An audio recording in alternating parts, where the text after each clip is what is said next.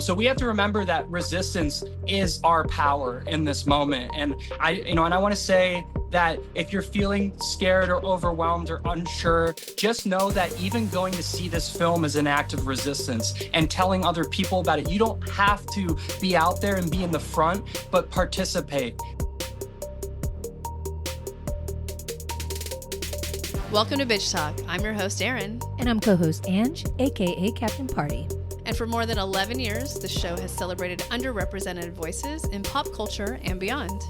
But not in the snore kind of way, which is why our listeners and followers have graciously voted us Best of the Bay, Best Podcast on 48 Hills for 3 years in a row. The repeat, bitches.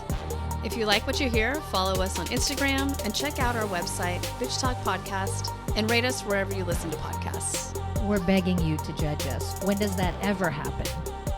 Oh, you're not going to say anything? What did I say? Yeah. Yeah. Okay, on that note, on with the show. Clink. Welcome back to Slamdance 2025. These next two documentaries are very powerful and very timely. We were honored to speak with the filmmakers from Silent Trees and Disposable Humanity. Enjoy. All right, we are here at Slamdance 2025 to talk about a very powerful documentary that we just watched called Silent Trees. And we're sitting here with the director. If you could please introduce yourself to the audience and introduce them to your film. Hi, I'm Agnieszka Zwiewka, and I'm here with Silent Trees, which is a coming-of-age story in the shadow of a refugee crisis. It's based in Europe, but I think it could have been as well based in US or anywhere around the world where the refugee crisis takes place. And it's a story of one girl, 16-year-old Runa, a Kurdish girl from Iraq, who loses her mother. She freezes to death in Europe during the refugee crisis, and Runa has to become the mother for her 4 younger brothers, and even for the father as well, as he's really helpless and depressed. Yeah, it sounds really sad, right? But it's not a sad movie. Now I realized it's actually full of hope, I think, because she is a strong girl. Yeah, it's a serious film, and there are moments of, I think, grief and loss for the viewer, and also obviously for the family. But I do want to know if you can talk about your connection to the family and how you're able to capture this story so intimately. Yeah, actually, this was a surprise even for me. Intimacy is like the key word to my documentary storytelling. This is what I look for in every film. But usually it takes time to build this relationship with the protagonists, for them to forget about the presence of camera and to trust you, to let you and the camera into the darkest parts of their life sometimes. But this was really like immediate. And now I know why Runa and her family wanted us in this film. But back then it was really like an emotional roller coaster and kind of a magic happening, this documentary magic that is not so often there, that we really had this bond, a very strong bond, basically from the first week of filming. Can you dig into why you were there at that time, and then why they did let you in? Yeah, actually, it started with my work as a volunteer at the border. I went there when the refugee crisis started to happen because our back then right-wing government created a no-go zone, surprise, surprise, and a big wall that was supposed to protect the European Union from these bad refugees. Kind of sounds familiar, right? So when this refugee crisis started, I really wanted to see it with my own eyes, and just to go in this place that was forbidden to enter. And I was literally giving people warm tea so they would not freeze to death in the forest. I got close with other activists and got involved in this refugee camp. Where all the really most horrible cases were brought. That means mostly children, people with real disabilities. So that's how it started. And this is where I met Runa. And from the first day that she arrived in the refugee camp, I immediately started to follow them. Yeah, with my camera. So the filmmaker kind of, battled with the activists. Yeah, this is also activism, filmmaking can be activism, can be bringing to light the stories that, otherwise would not be told. And that was the most important for me to do so. And this story is, well, it's been timely for a long time, but especially, as you know, for us in the States, it's so important to put a face and a name and a story behind these people that we are criminalizing for no reason. But a criminal aliens, right? As someone recently said. Right, for being born somewhere else. That's their crime. Anyway, so when you shoot a documentary, you can plan all you want, but life has other plans in store for you. But this documentary in particular, you're filming under uncertain times. You don't know where they're going to end up on any given day. Things happen at the snap of a finger. So can you just talk about sort of being in this place where you couldn't really plan so much as just react and be ready to react at any time? Yeah, exactly. That's all we did, basically, because we had no idea when we started to film if even the mother will be alive or if she will die. There was no way for us to find out, right? So we had no idea where this story will bring us. We had no idea if they will be deported or not. There were all these question marks. But I think the question marks make a good story. And that's what I call this natural dramaturgy, that really we just followed this family, and every week was bringing new things, new developments in their daily life.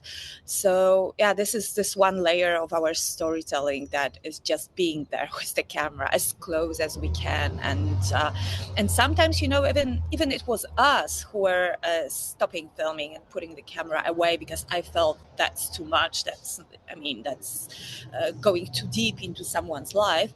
It was them, Runa and her father and her brothers, telling us, no, pick up the camera, film.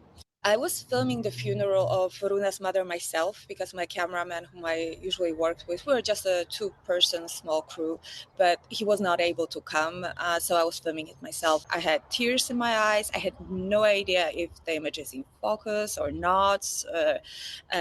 A lot of images were really blurry that day. So at some point, I just put the camera away, and then Runa nodded in my direction. We did not have a common language back then because, she was speaking Kurdish only, and I was speaking Polish, English, and other languages, but not the ones she did. So she just gave me a sign to pick the camera up, and this is where she approached the mother's coffin. She wanted this to be filmed because, for her, the real reason why she allowed us to enter her life was to be visible, because she told me that when she was in the forest, they have spent there many, many days and nights. She felt like she did not exist, like she was invisible, that no one really noticed her pain.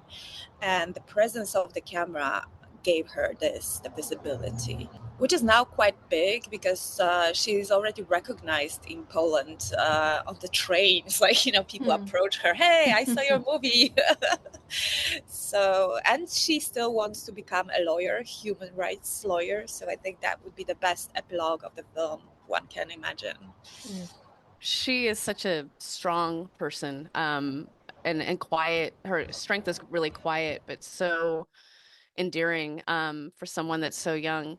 I did want to go back to one of the pieces of the film, the scenes of when the kids find out when their mother passed, and especially the young boys and how they reacted to it. And I know you talked about this a little bit, but during that scene, was there a moment where you're like, maybe I need to turn off the camera because they are finding this out in real time, and I want them to do this on their own? Or was it again Runa saying no, turn that camera back on?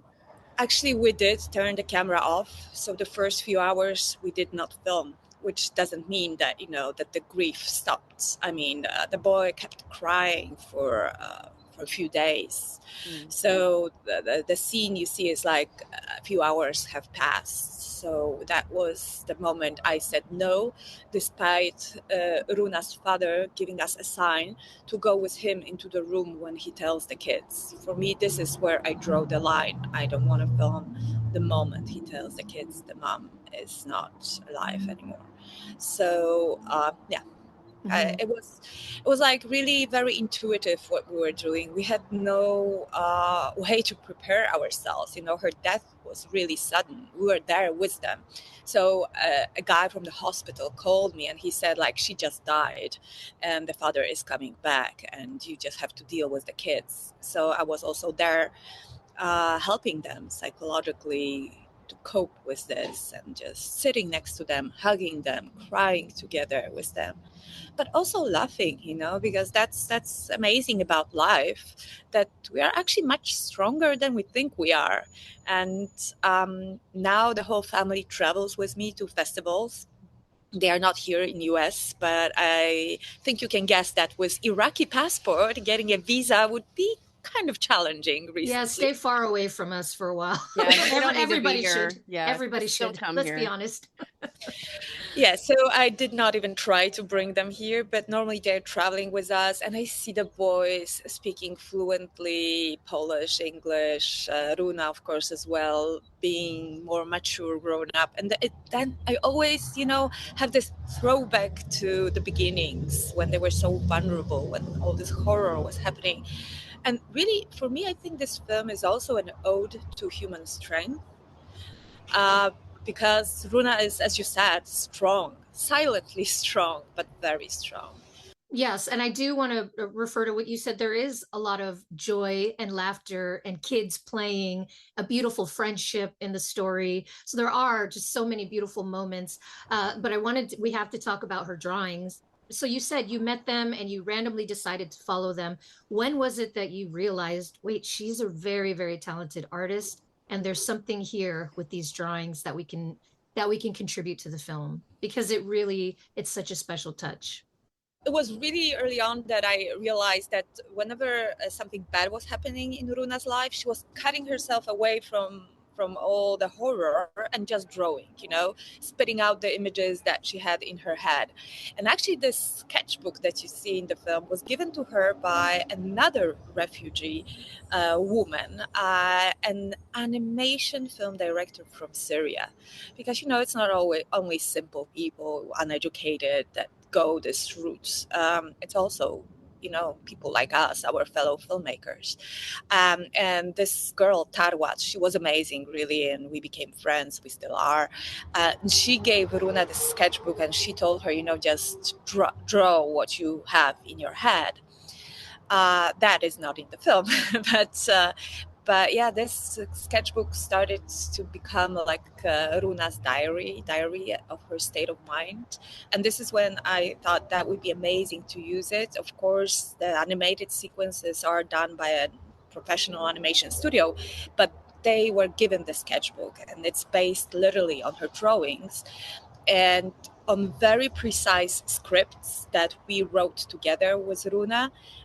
It's literally what she was dreaming of, or rather her nightmares, at least in the beginning of these sequences, like trees swallowing people, spitting out bones, all these horror images.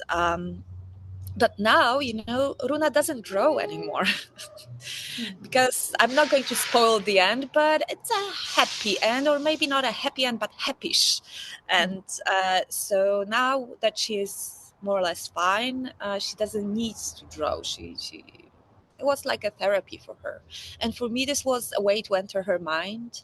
I love this term that Joshua Oppenheimer created, documentary of imagination. And for me, Silent Trees is a documentary, but also a documentary of imagination. It's so beautiful. Thank you so much. How are we going to get this film in front of Billie Eilish? Because I really think, Exactly. I really Totally. think when she watches this film, she will be on board. She will help them with whatever they need. If you Get on know, that. just please reach out to her. Runa is still her big fan, and yeah, this is like Maybe we should tag Billie Eilish I when this will. episode comes out. Yeah. Why not? You never know. Yeah. Yeah, Yeah, that was really important too. Like she's still a kid. She's still, it just, oh, thank you so much for this beautiful film in a time thank when you. we need it so badly. And I was gonna say, you're so lucky you fell upon a gold mine of a family with such a beautiful story, but they're not rare. All of these immigrants, people fleeing, they all have important stories. They're all very strong. They all have talents and wants and desires just like this family. So thank you for giving them a name and a face and for your really beautiful work. I'm sure it was a very difficult documentary to shoot and to put together. So Yeah, thank you so much. It was challenging emotionally, most of all, I think. we'll have a great Slamdance. Enjoy your time in LA. Again, we've been talking about the documentary Silent Trees. And yeah, excited to see what happens with Runa for president. Yeah, we are also excited. You know, she's finishing high school next year, so that will be a Oh, new chapter in her life. amazing. We'll have a great festival. Thank you so Thank much. you so Thank much. Bye you. bye. Bye. All right, Bitch Talk. We're at Slamdance 2025. We are talking about the film Disposable Humanity. We have two guests for this interview. I'm going to have them introduce themselves and their part in the film. So I'll start with Cameron. Hi, my name's Cameron S. Mitchell. I'm the director, DP of Disposable Humanity. My name's David Mitchell. I'm one of the lead researchers in the film and also one of the talking heads in the film itself. I'm a professor at George Washington University in Washington, D.C. It feels much better to be out here in LA than it does in Washington, D.C. right now, but we had some weird people move in, so I won't talk about that. Yeah, definitely weirdos. Oh, So, Cameron, can you please tell our audience who haven't seen the film what Disposable Humanity is about?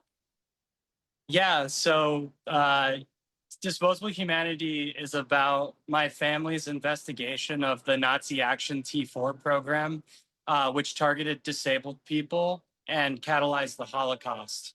So uh, it's basically part investigative journalism. And sorry, we've got the lovely sounds of LA going on right now. Yeah, wait. So I'm going to hold for 1 second. Thank you. We had this on the last interview. It's fine. the last interview too. Yeah. Yeah. At any rate, this is an urgent film. Yeah. It's very urgent, as you can tell from the background.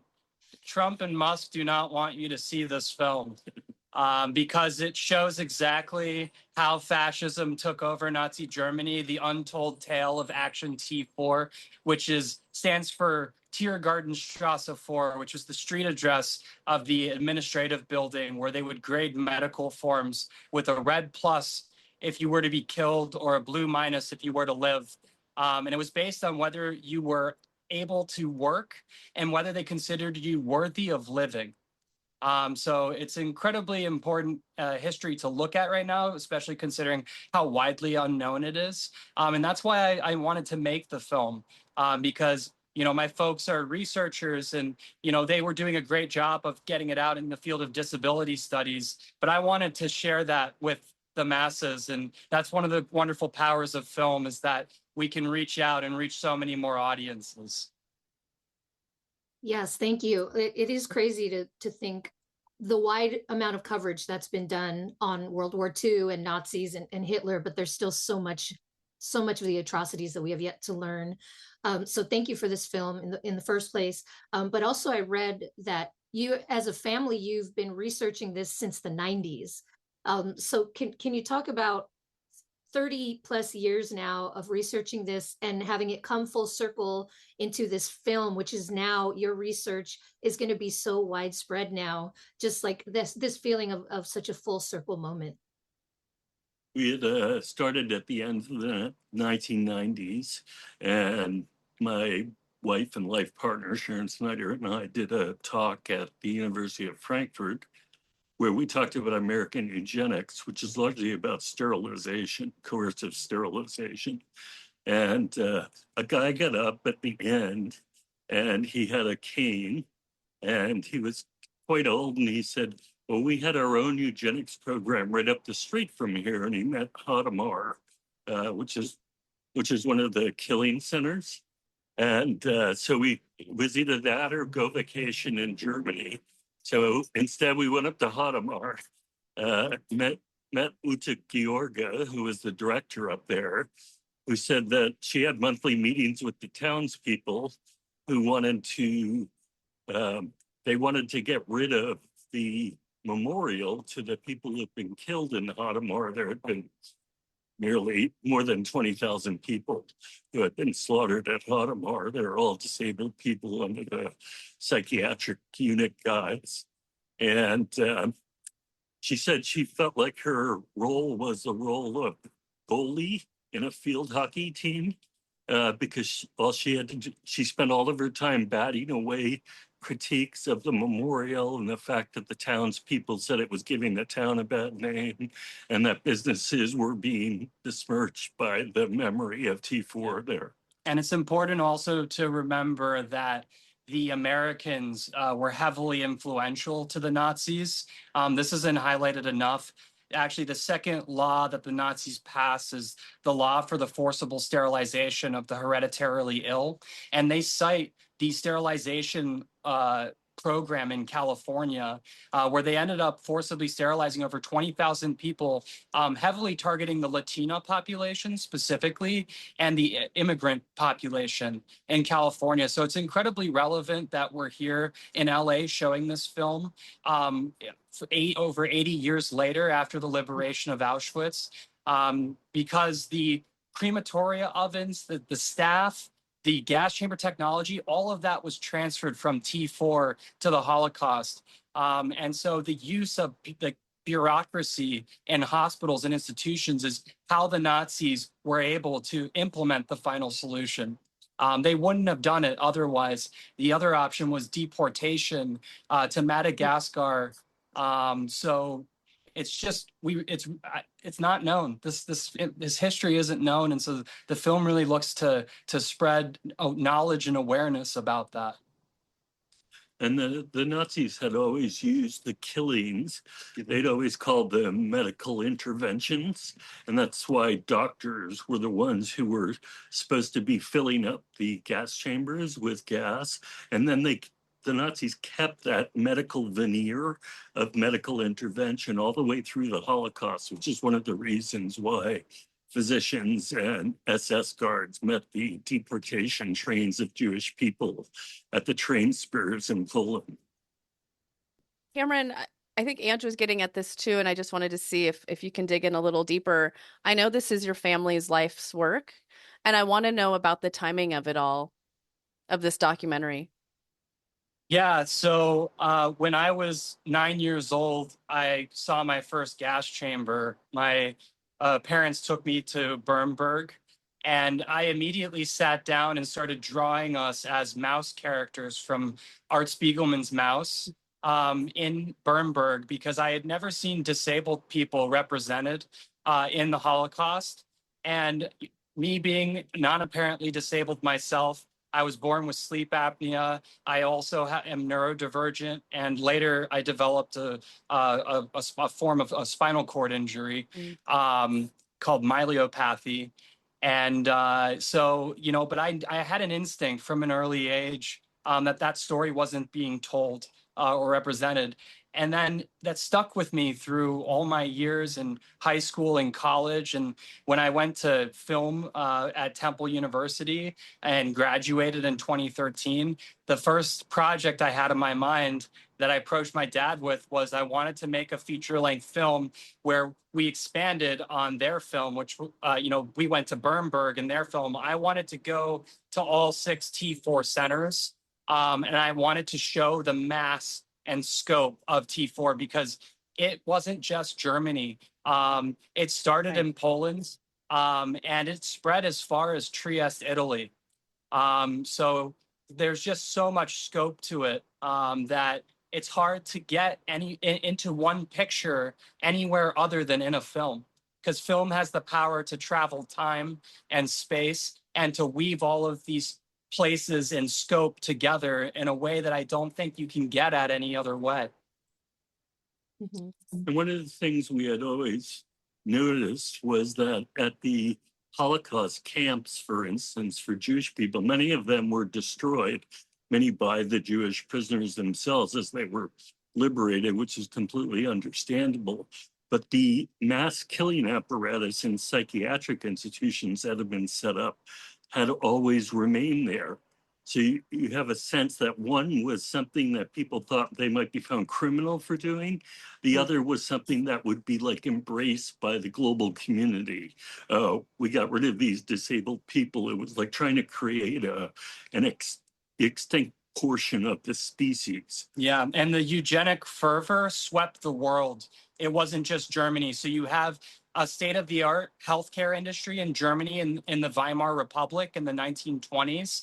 And the Nazis actually turn around and use that for propaganda. They say, look at these luxurious institutions where these disabled people are living, and then look at the working German middle-class poor that can't feed their families.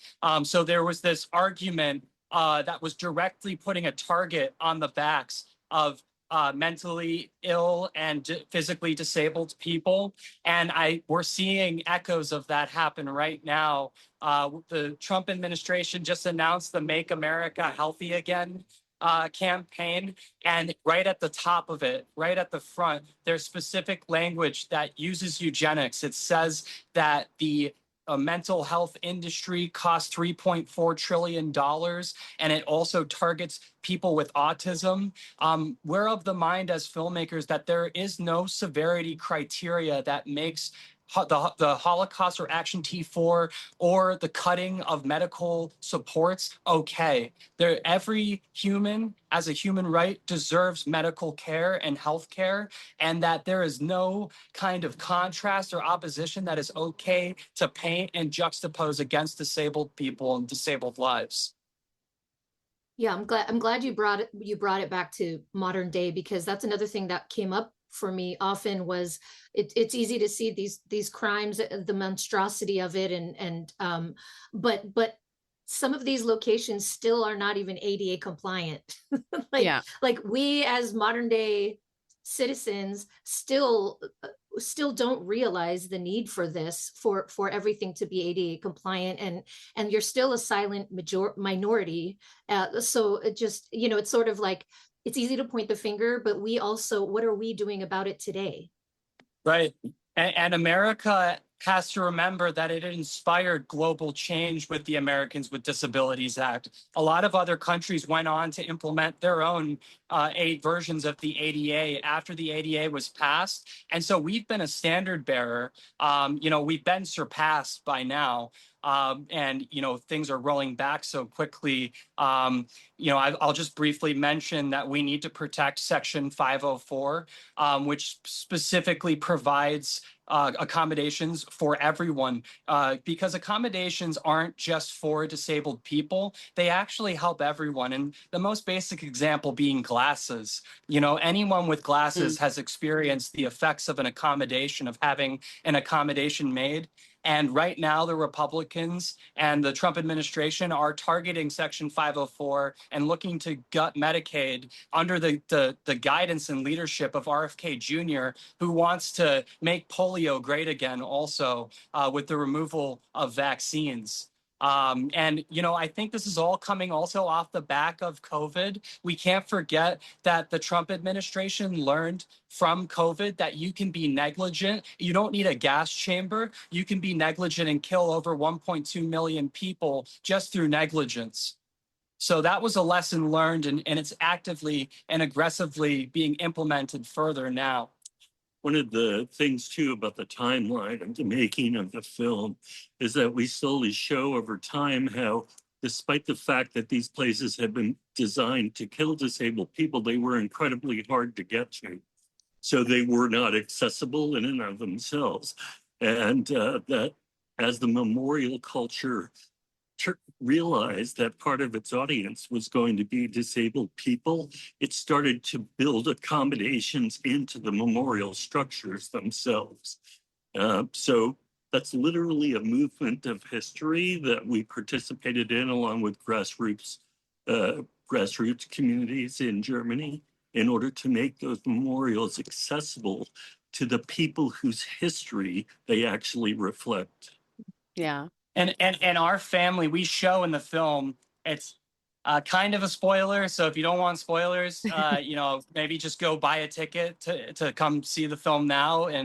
But we interact with the memorials, and our family visiting there is part of the reason why there's an elevator installed at Bernberg. Because when we initially get there, the memorial director comes out and tells us that the exhibit isn't made for disabled people. They hadn't considered that disabled people would want to access as a rite of pilgrimage or visiting their own history, because we very much say this is the history of disabled people. Like, this is the story. This is a part of the story of every disabled person, and the disabled experience is Action T4. And that elevator gets installed because we want to see that exhibit. We show up. And so that's very much a part of kind of this long timeline and story of progress. It's not something that's made overnight. And it's kind of an active and ongoing effort. This film is timely, and I can't say enough how many people really need to see this film, like, right now. The film's Disposable Humanity. It's at Slamdance 2025. Cameron, I love your energy. We'll see you on the front lines, okay? I'll be there, right there with you. We have to fight this, because if the one lesson to take from T4, if you take from nothing else, is that resistance is key and would have prevented everything. If one cog in the machine, if one doctor or one nurse or one stoker, anything stood up and said something, the whole system would have fallen apart. And that's how they actually were able to prove that Hadamar had triable crimes. Leon Jaworski, who prosecutes Watergate, makes this argument. So we have to remember that resistance is our power in this moment. And I want to say that if you're feeling scared or overwhelmed or unsure, just know that even going to see this film is an act of resistance, and telling other people about it. You don't have to be out there and be in the front, but participate. Be there with us and a part of the community, because film is very much where we're going to need and see community in the forthcoming years in this administration. Yep. I can't say it better myself. Thank you so much for being on Bitch Talk. Listening to Bitch Talk is also a form of resistance, and being on Bitch Talk is a form of resistance. So thank you. I think Cameron's a new host. Yeah, I don't know. Cameron's the other bitch, basically. I'm leaving. I don't know. What are we doing here? We're doing nothing. No, really. No, you're asking the hard-hitting questions. This is our best interview because of the way that you guys have formulated this. So we thank you, Bitch Talk, for having us. And we're so excited to be here. Thanks for joining us on today's show. You can find more information about this episode in our show notes. If you're missing us, you can visit us at bitchtalkpodcast.com to sign up for our newsletter and buy us a cup of coffee. Did you know we're also on the radio? You can find us at bff.fm. And lastly, rate and subscribe wherever you listen to podcasts. All the cool bitches are doing it.